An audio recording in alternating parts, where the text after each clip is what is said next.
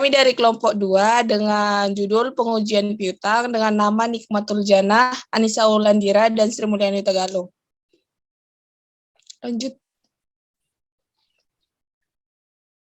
Latar belakang. Istilah piutang dagang ini sangat melekat dalam berbagai jenis transaksi bisnis, terutama usaha dagang. Piutang dagang adalah salah satu bentuk klaim atau tagihan perusahaan kepada pihak lain.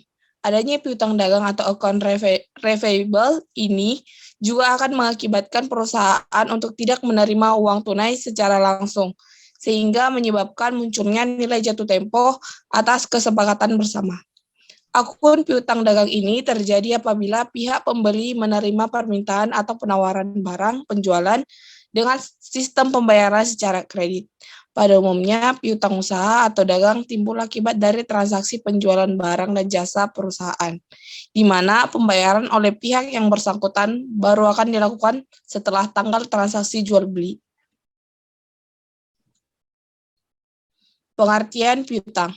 Piutang adalah suatu hak pembayaran milik perusahaan terhadap suatu pihak karena telah menerima produk atau jasa tapi belum membayarkan dengan lunas. Di dunia akuntansi, pengertian piutang adalah hak pembayaran yang legal, ditagih atau produk atau jasa dengan pembayaran tidak tuntas di periode tutup buku.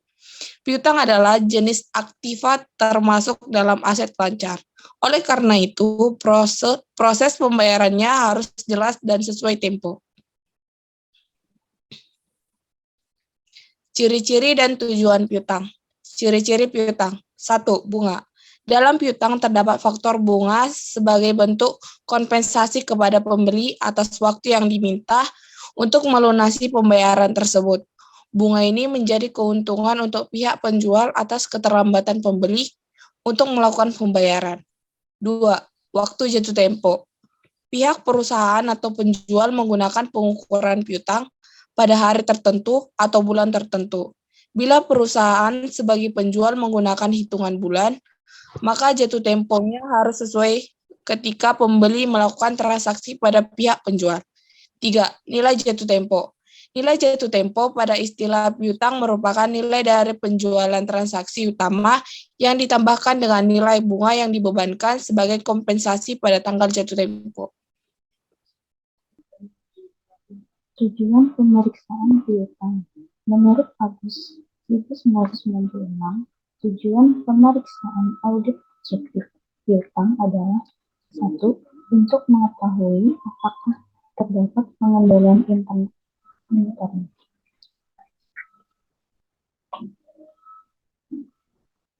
Tujuan pemeriksaan piutang.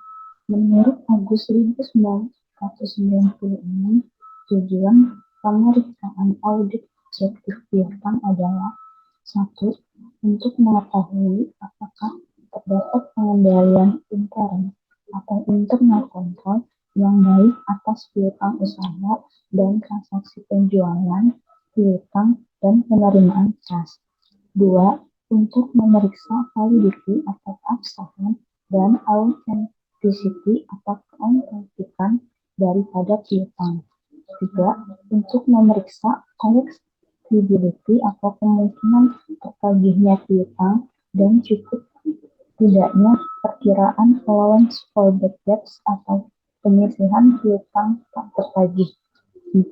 Untuk mengetahui apakah ada kewajiban bersyarat atau continuing liability yang timbul karena indiskontrolan jasa tagih atau not receivable.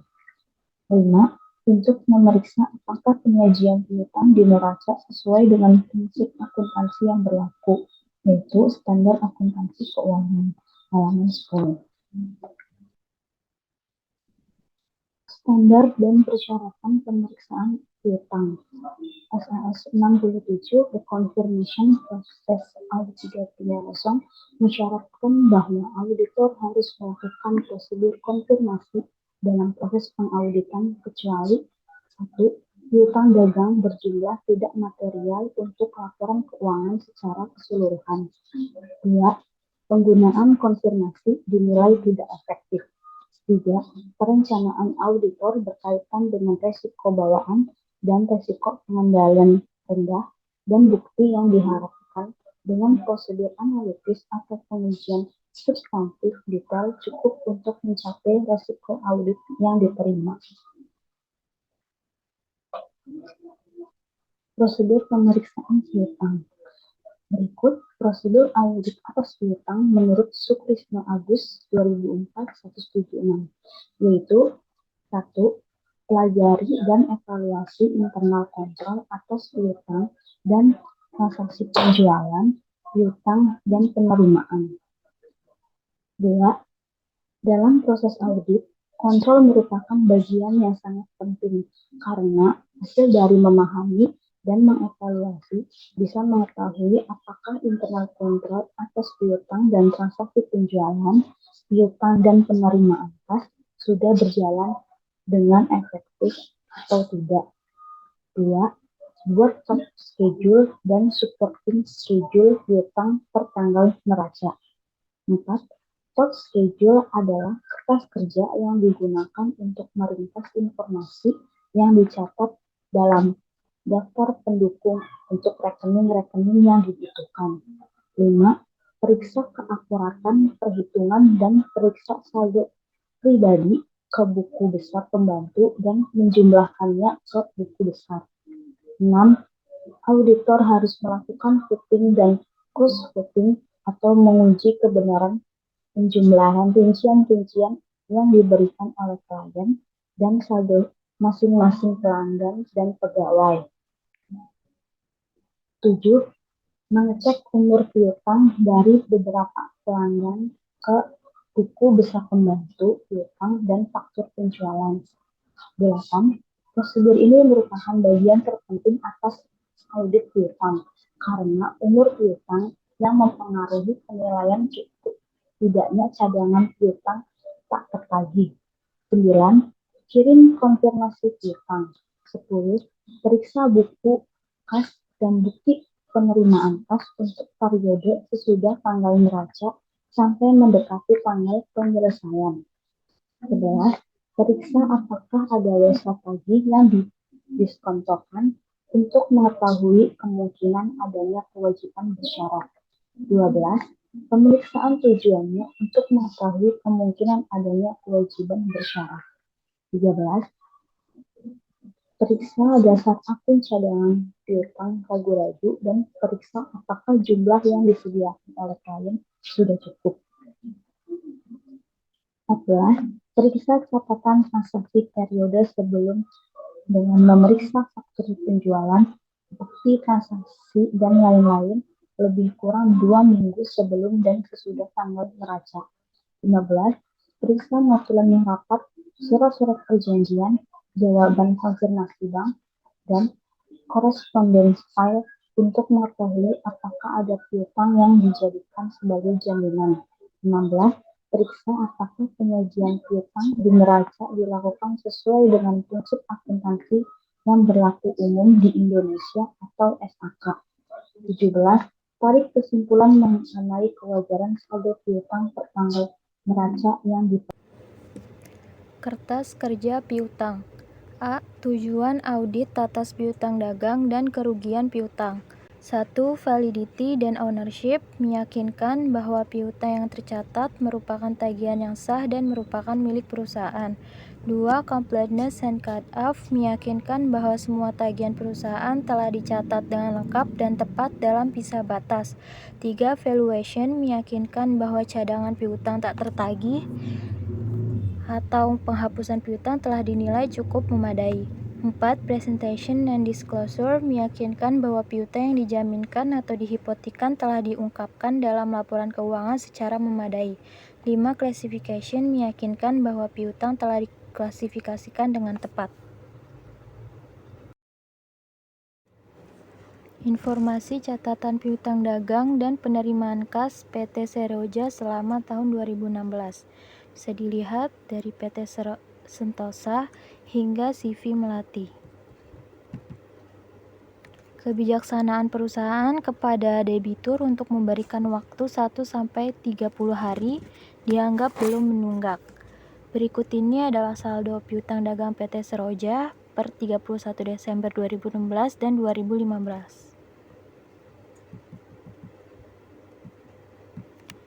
Piutang dagang sebesar 54.579.000, cadangan kerugian piutangnya 13.644.750.000, tanggal 31/12/2015, Rp 45.975.000, dan cadangan kerugian piutangnya 3.425.250.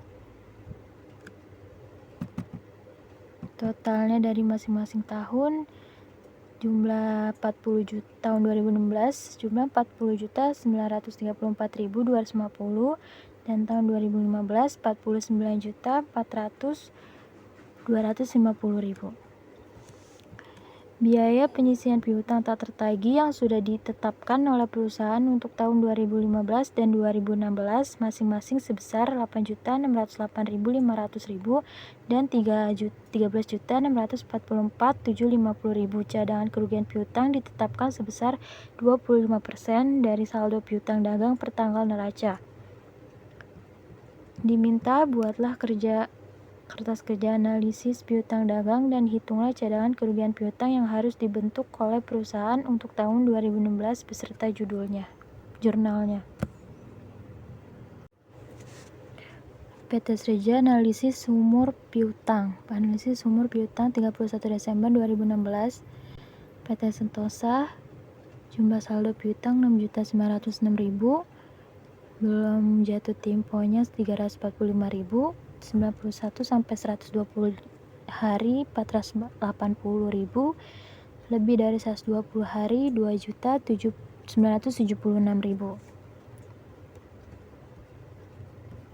Saya dilihat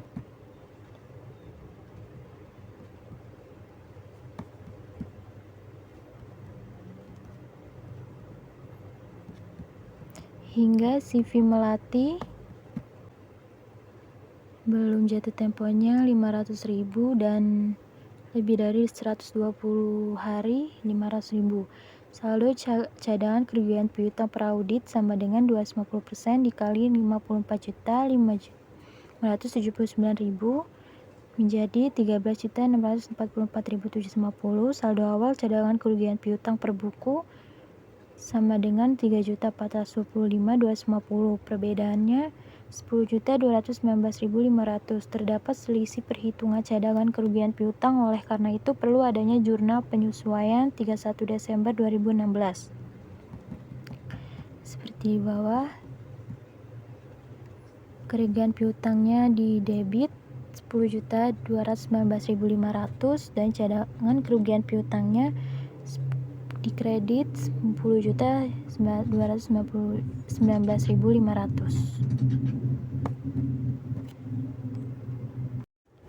Kesimpulannya, piutang timbul karena adanya penjualan kredit barang dan jasa. Efektivitas dalam pengelolaan piutang dapat mempengaruhi hasil yang dicapai dari pengumpulan piutang. Pemberian piutang yang tepat sesuai dengan prosedur piutang dapat menghasilkan pembayaran piutang yang tepat waktu. Tujuan audit piutang untuk mengetahui apakah terdapat pengendalian internal kontrol dan yang baik atas piutang dan transaksi penjualan. Pada umumnya, piutang timbul ketika sebuah perusahaan menjual barang atau jasa secara kredit dan berhak atas penerimaan kas di masa mendatang.